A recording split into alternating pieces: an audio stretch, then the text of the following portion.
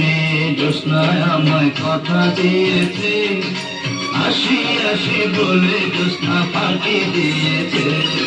দেবের মেয়ে জ্যোৎস্নায় আমায় কথা দিয়েছে, আসি আসি বলে জ্যোৎস্না ফাঁকি দিয়েছে।